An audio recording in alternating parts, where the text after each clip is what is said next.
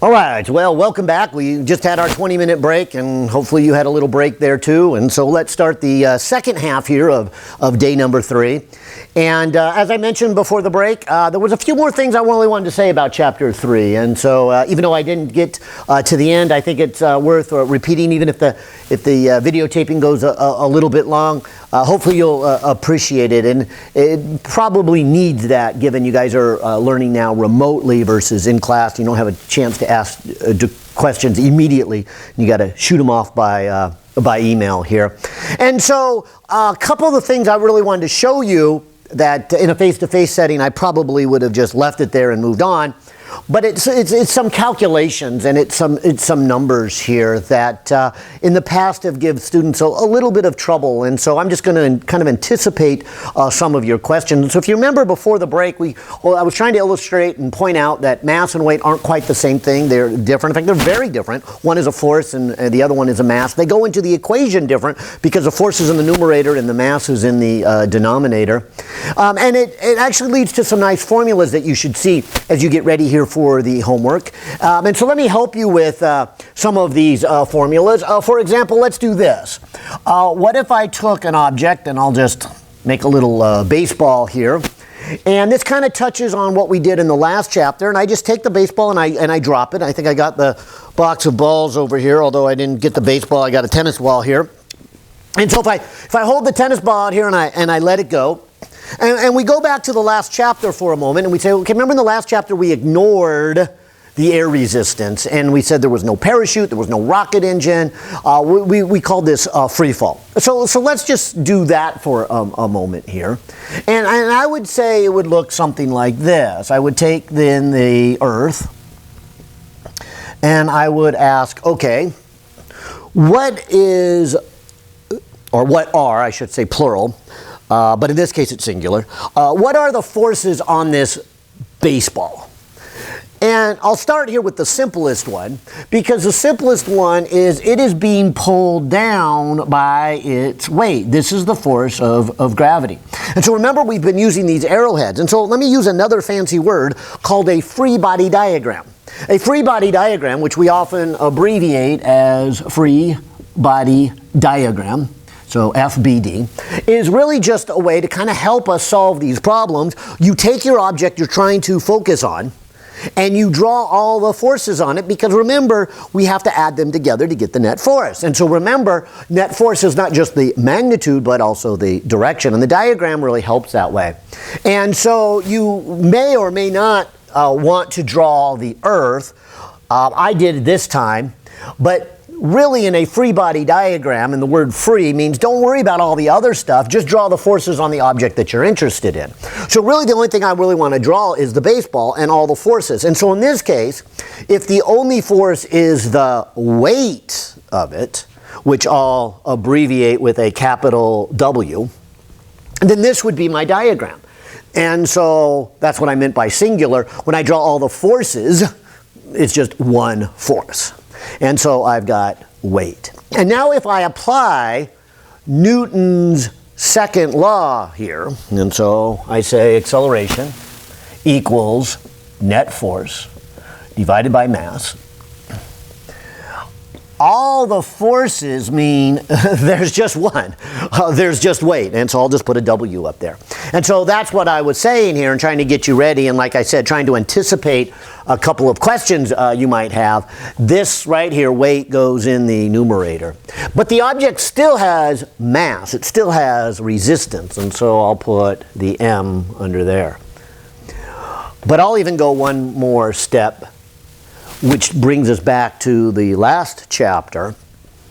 We learned in the last chapter that something under free fall, so if you can ignore air resistance and parachutes and rocket engines, there's nothing else, we know that it would have an acceleration of 9.8 meters per second squared, which we rounded to a 10. Now, that being said, we gave it the symbol G, so I'll just put a G up here. But what this leads to then is a nice little equation. When you bring the m to the other side, you get mg equals weight. And that's going to be a very useful formula for us. So keep this in mind, that when you go to calculate the weight of something, you take its mass and you multiply by g. So again, it's worth pointing out that weight and mass are not quite the same thing. Of course, not even quite, they're very different. One is a force, the other one is inertia. But even numerically, they are different. Weight is 9.8, or roughly 10 times that of the numerical value of mass. And so that's how you would calculate them. In fact, it shows some other interesting things here that are worth seeing here. For example, what if instead of being a baseball, it was a basketball? Okay. So if I take a basketball, and I'll draw it a little bit bigger, and I kind of do the same thinking, that here's the earth, and I'll let the basketball go with a free fall. And so the free body diagram would look like this. There would only be the weight, and so here's the free body diagram. And I apply Newton's second law, the acceleration equals net force over mass.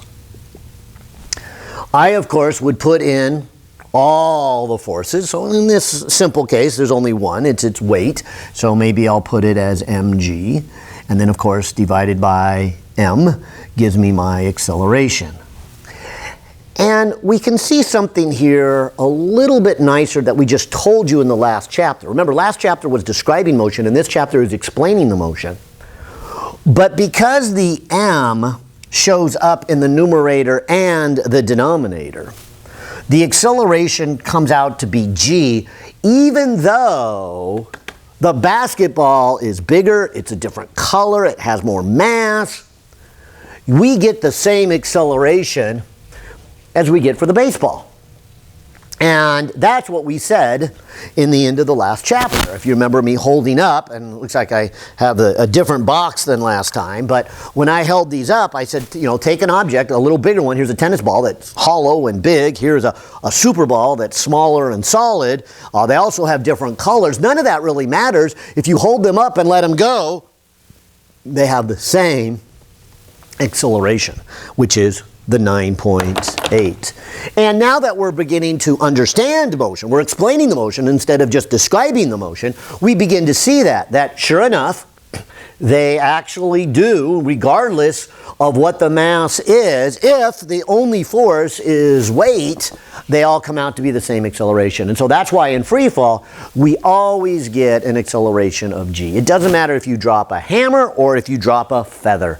If there is no air resistance, no parachutes, no rocket engines, or anything else, just the force of gravity, you will get an acceleration of g. And so we see that now. But then that also allows us to take what I'll call the next step. What if we include air resistance here? And so let's go back to this baseball. Let me redraw the free body diagram. All right, so here's my free body diagram. Here's my baseball. And here's the earth down below. And we haven't talked about the physics of how the earth pulls on the baseball, but at least we're saying it does. It does have a force, its weight, and so I'm pulling that down. But something interesting here happens in addition if we think about the air. And so if I hold up, and again, I didn't grab a baseball, but I'll got the tennis ball here. So if I take this tennis ball and I hold it up here, and as that goes down, it's actually going to run into these air molecules. And I would say as it is moving, this ball hits the molecules as it pushes them out of the way. But here's where I can use the third law. See, the third law says that as this ball goes down, as it puts a force on the air molecules to push them out of the way, what do the air molecules do? Push on the ball. Remember, equal and opposite. This is the action and reaction. And so there would be a force, let me call it little f. For some reason we like to use little f for kind of friction and rubbing things. But I would say then there is a force upward, a little f, in addition to the force of gravity on the baseball.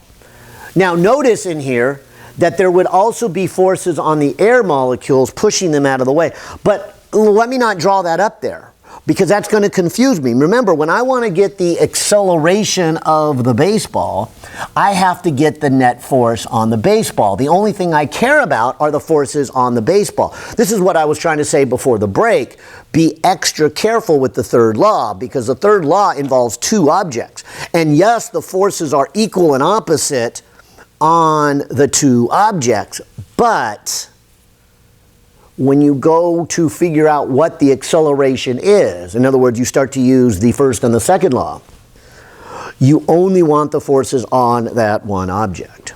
So maybe to help it be a little more clear, I will put the forces on the air molecules in a green so that you don't confuse them. And so I would say there would be this kind of this push and this push here. But these forces in green are the forces on the air molecules. So I won't even give it a symbol. I'll just label them in green. But because of Newton's third law, if the ball puts a force on the air molecules put a force on the ball. And so there is an important force, the one on the ball, that I want to include. You see then, if I go ahead and say, what's the net force on the baseball here? Then I would have its weight minus the force of friction. We might call this the air resistance. And then I would divide by m. And I want you to see then that this is a little bit different than this case over here, where we said free fall, because in free fall the only force we had was the weight of the object. In fact, you could even kind of compare them if you take another step. And I guess I was going to say simplify the math, but this is really actually expanding the math. I already have a common denominator. We usually think this is simpler than this. But in this case, I want to go back to this and get them under their own denominator here, because we just said this would be mg over m minus f over m, and so the m's cancel off. And so what I'm trying to point out here is there's the g, there's the acceleration that you get just from gravity alone, and then it's minus a little bit. And so back here when we did free fall, we didn't have that minus a little bit. And that's also why we said it wouldn't matter what object you have, you would always get a value of g. But now that begins to change. Now we begin to see that the acceleration does not equal g, it's less than g by whatever this number is. And this number depends upon how much air resistance we have and the mass of the object. So once we include air resistance, things are a bit more complicated. Dropping a hammer and a feather don't give you a g anymore. And the two objects don't have the same acceleration. Fortunately, for things that are going pretty slow, things that we drop and they only fall 5-10 meters, the air resistance is pretty small, especially if they're heavy objects. So if they're not going very fast, they're not hitting many air molecules, and they have a lot of mass, this number is negligible and you get g. And that's what I was trying to show you before this chapter. I was trying to say, look, pretty much you take a golf ball and drop it, you get the same acceleration as a tennis ball when you drop it, as a baseball, as a basketball, as an elephant, as a car. Doesn't matter what it is, you get g. But when things are going either really, really fast, and so this number's big, or when their mass is really, really small, like a feather, then this can't be ignored, and you get a different value. And notice it's always less than g, too. And so here's what this would mean. It would mean then if I made a plot of the acceleration versus time of a falling object, maybe I'll take something kind of light, like a ping pong ball, and I hold it up here. When I first let it go, way up here at the top, it's really barely moving. And because it's barely moving, it's barely hitting any molecules. And because it's barely hitting any molecules, the third law is saying there's not much of a reactionary force. The air friction is small, and this number can be ignored. And so I would say the acceleration is g, 9.8, when I first let it go.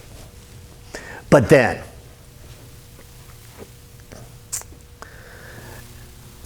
because it starts to move, and I'll just put a little line going down, once it picks up a little bit of speed, it's hitting a few air molecules, and so there is now some air resistance. And then because of that, there is a value of acceleration that goes down. And so maybe this number is 9.8 to begin with, but a little bit later it's gone down to 9. And so we no longer have an acceleration of the 9.8. We're down a little bit. What does that mean in terms of the speed of it? Well, I guess it means at first it would have an acceleration of 9.8, and so its speed would be increasing at a rate of 9.8 meters per second each second. But a little bit later, that acceleration goes down to 9. And so what does that mean to our speed? What does 9 mean? 9 means it is still speeding up, but not at the same large rate. And so a graph of its speed might look something like this. It might kind of arch over. And so it would do this. But I want to emphasize it would still be going faster. That's important because if you come back to the acceleration and you realize, hey, it's going to go faster, that means that if it goes faster, it's going to hit more molecules, and so this air resistance is going to increase even more. And as the air resistance increases anymore, this number becomes a little bit bigger, and so the acceleration goes down. And so this thing goes, and maybe I'll make it a little steeper here at first, and then it'll do that. And so it'll go down to 8. And this is a way of saying, look, the faster and faster it goes, the more air molecules it hits. The more air molecules it hits, the more air resistance there is. The more air resistance is, the smaller the net force and the lower the acceleration. And so this continues on where it goes a little faster and therefore has less acceleration. Still goes a little faster, and as it goes a little faster, has even less acceleration. So it goes a little faster and then has even less acceleration. Still goes a little faster, so has even less acceleration. And so as it keeps going faster and hitting more molecules and having more air resistance, it has less acceleration. The net force keeps going down. And so what ultimately happens here is the acceleration keeps going down, down, down, down, down, down, down. And eventually, and it may take a while, or it may take a short amount of time, depending on what the object is. But eventually, this acceleration is going to get to 0. That's a way of saying, at this point, the weight and the air resistance are the same. And at that point, the net force is 0. And at that point, then the acceleration is 0. And that's what this graph is trying to show. This graph would show it goes down, down, down, down, down, and eventually becomes 0 acceleration. So what does that mean for its speed? No, it means it would go faster, faster, faster, faster, faster. And what does zero acceleration mean? Don't change your speed. And so we would get what we like to call then a terminal speed, or a terminal. We get to a speed that is so fast, and I'll say it again, that the air resistance here is equal to the weight. So the net force is equal to 0, and that means the acceleration is equal to 0, and the object has then reached a point where it no longer has an acceleration. That does not mean it stops. What that means is it keeps going at that same speed. And so same speed is a nice flat line on a graph. And so we call that the terminal speed. And so when you factor in air resistance, dropping an object is much more interesting and much harder than what we did in the last chapter. We would say this object goes faster, faster, faster, but it doesn't keep going. It eventually reaches a terminal speed. And ping pong balls are kind of light, and I'm not sure what their terminal speed is, but you drop it about 1 story, it doesn't really matter how big the building is. After 1 story, it's reached its terminal speed. And so you could drop it from a 2-story or a 3-story or a 4-story or a 5-story or a 100-story building. By the time it hits the pavement on the bottom, it's still going the same speed, the terminal speed. So I suppose the good thing is they don't just go faster and faster, which is really good for us humans, because these raindrops fortunately get to a terminal speed that is reasonably slow, so we just feel these little pelts on us when we walk out into the rain. They're not, because falling from 10,000 feet, if it went faster by 9.8 meters per second every second, it would be going thousands of miles an hour by the time it hit us. And if you went out in the rain, it would kill you. And so we don't have that. We have this terminal speed. The same thing is true about humans that skydive. I think the terminal speed for a human is about 120 miles an hour. So they say that, you jump out of an airplane, you go 120 miles an hour. That's kind of understating the complexity of it. You don't start at 120 miles an hour. You start with this 0 speed, at least a vertical speed. Forget the horizontal motion here for a second, but you would go faster, faster, faster, and then eventually as you fall, and I don't know how far you have to fall before you get to that terminal speed, but most of the falling then is at this terminal speed, and you wouldn't go any faster. Now 120 miles an hour is a big speed, so you need something to slow you down, like a parachute, before you hit the ground, or even if you jumped into a lake or the ocean, it would still be too fast. So you have to have some kind of a safety device. So human terminal speed is that. But I always find the insect world fascinating, because to them, jumping from a tree is not a big deal. You could imagine maybe 2 spiders on the top of some redwood tree 300 feet up, and big spider chases little spider to the end of the branch. What does the little spider do? They just jump. Is it jump to the death? No. They just terminal speed. And their terminal speed is so low, they just kind of float down 300 feet, land on the ground, and walk away. And so anything really smaller than a mouse, heights are not a concern to them at all. Just jump. Your terminal speed is so low, it doesn't matter how high you are, you'll eventually hit the ground and walk away. Now the closer you get to a mouse, it's pretty traumatic on a mouse, but I think it knocks the mouse out, and it's kind of shocked, but it eventually comes through and doesn't have any permanent damage. So a mouse could jump 300 feet and still be fine. Well, with that in mind, let's keep talking, because like I said, it's these calculations that I wanted just to spend some extra time that I probably would have kind of skipped over this on a face-to-face, but wanted just to kind of add here, because again, it can be a little bit of a challenge. Here's kind of a fun one that I think will help you kind of get the feel for it. What if I did this? What if I said I have a tree, and in this tree there's a bear, and so the bear goes up the tree, gets some berries or some fruit, and now the bear's coming down. And I'm not a very good artist, so forgive me. I don't know really how to draw a bear. So I'll draw a stick bear. Those are supposed to be ears. No, that's terrible. Looks like a mouse. All right, well, like I said, forgive my drawing. But here's this bear sliding down the tree. And if I told you that this was a pretty good-sized bear, so maybe this bear is 200 kilograms, and I were to tell you that this bear is sliding down, and so that it doesn't get hurt, it grabs into the trunk with its claws and it kind of scrapes as it goes down. And it goes down at a constant speed. Could you tell me the friction between the claws and the tree?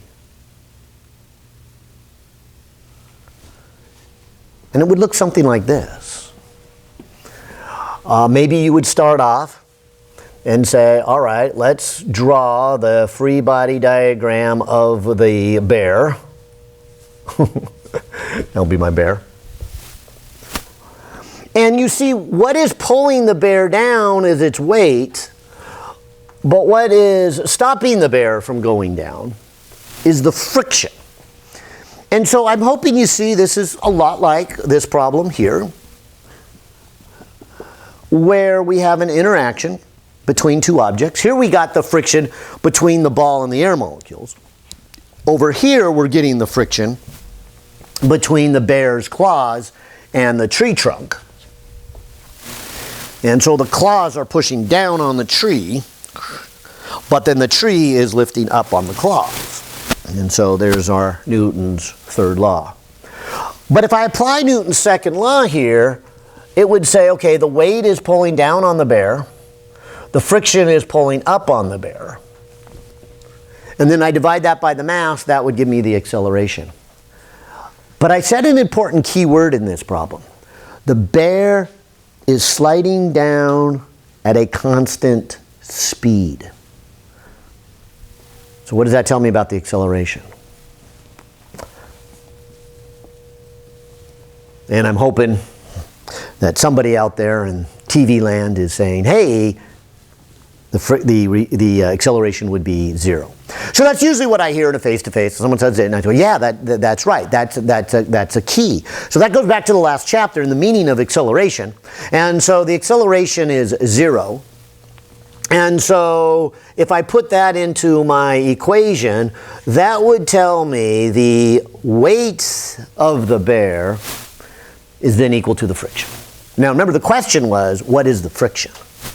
So we're getting to that answer. We're getting to the answer, the friction. The friction would have to equal to its weight. It's really no different than what I just said back here with the air resistance. I said that a falling object, like a ping pong ball or a human, would keep falling and falling and falling and go faster and faster, so the air resistance would go up and up and up and up and up until the air resistance equaled the weight of the object. So in the case of a human, let's say I'm skydiving, I'm 170 pounds, so with the air resistance is equal to 170 pounds, I'm going so fast, which is about 120 miles an hour, so I'm going so fast and the air molecules are hitting me so hard at about 120 miles an hour, it equals to my weight. And that's when my acceleration now becomes 0 and I've reached my terminal speed. And that's really what's going on in this problem. We don't like to call it a terminal speed because it is not the caused from the air molecules, but it's very much like that, and the same thing in terms of the physics. We have one pulling down and one pulling up here. So how would I calculate then the friction? It would be equal to the weight. How do I calculate the weight? Well, that's what I mentioned earlier is mg. And so in this case, I would have a mass of 200 kilograms, and I would have a g of 9.8 meters per second squared. And so if I grab my calculator here, I can go 200 times 9.8 and get 1,960. And going back to yesterday, Remember we said a Newton was a kilogram times a meter per second squared, and that's what I have here. So this is Newton. And of course it makes sense. Remember my unit analysis? My unit should come out to whatever is I'm asked about. I'm asked for friction. Friction is a force. Force is measured in newtons. And sure enough, that's what it came out to be. So I'm real happy with this answer. And so this would be the force of friction. Now, let me make this problem a little bit harder. What if same problem, but I change this part of it? Instead of saying that the bear is going down at a constant speed, what if I tell you the bear is digging the claws in, but not going down at a constant speed, so the bear going faster, faster, faster, faster. So the bear is accelerating, but not the same as if it just jumped out of the tree. So it's not accelerating at 9.8, it's just sliding down and accelerating at 2 meters per second each second. Could you tell me the friction in the claws? So let's try that one. So I'll leave this one here so you can kind of compare and contrast it. But I'm also hoping you're beginning to see that the thinking process is the same, whether the acceleration is 0 or 2 meters per second each second doesn't really matter. It's just a number that would go into the formula. It would be the same thinking, but it would give us different numbers, of course. So I guess I would expect the same logic here, but when I'm all done, the force of friction should be something very different, or at least a little different, than 1,960 newtons. So let me begin again by saying, all right, let me do a free body diagram. And so if I kind of make a stick bear here with its claws and its round head and weird looking J-tail, and say, so here's my bear. And again, what's pulling down on the bear is the force of gravity. And what's up on the bear is the friction caused by the claws digging into the tree. And if I apply Newton's second law, which says take the net force and divide it by its mass, net force divided by its mass. And again, like we did back here, the net force would be the weight minus the friction over its mass. But where it changes is right here. The acceleration would be 2 meters per second squared. So if I take this net force and divide it by its mass of 200, and then I bring the 200 to the other side, so I've got 200 times 2 meters per second squared, and that's the net force. And I multiply this together, that's 400. And like we said back here, remember that when you take a kilogram and a meter per second squared and multiply them, you get a Newton. So this comes out to be 400 newtons is the net force. That is what I would call the first step. And this is what I was trying to warn you before the break. Don't stop here. There's a real temptation for the student, for whatever reason, to say, look, I know the acceleration, I know the mass, so I multiply them together, I get the net force. I'm done. No, you're not done. It's not that you've done anything wrong yet. You just haven't completed the problem. Because what I have found here is the net force. That's not the question. The question is, what is the frictional force? So if you do this first step, great, but that's only half the problem. You have to continue this on, because this 400 newtons, which is the net force, yeah, let me write it, net force, is then the weight minus the friction. And so if I rearrange this and move the friction over to here, I get 400 newtons plus friction equals weight. And then if I bring the 400 over to here, I have weight minus 400 newtons. And then if I remember, weight is mg minus 400. Then the m, which is 200, and the g, which is 9.8 meters per second squared, then can subtract the 400. And this number is actually the calculation we did over here, if you remember. This is the 200 times the 9.8. This is the weight, which we said was equal to the friction for this case where it had no acceleration. So we got the 1,960. So I don't have to grab my calculator again. I'll just go 1,960 newtons. So that's the weight of the bear. And then I subtract the net force, the 400. And so 4 from a 9 makes a 5. And so I come up with an answer that the friction is 1,560 newtons. And you can see that, had I stopped here, I definitely would have shortchanged myself. I would have got the wrong answer. I would have been halfway done because all I've done is got the net force. And this is what I was saying earlier before the break was, if you want to think about this as money, if you have one job bagging bags at a grocery store and you have another check, the unemployment check, so you got 100 and 200, your net income is 300. And if somebody asks you the question, how much did you get from unemployment? You don't tell them 300. You start there and go, okay, well, what is the total I made? Oh yeah, this month I got 300, and then, but 100 of that was me actually working. The other 200 was my unemployment. And that's what we have to say here, that this would be then the friction. And of course it's less than what we got over here, and that makes sense. Because we know when the two are equal, we have balanced force, and this is Newton's first law, we get zero acceleration.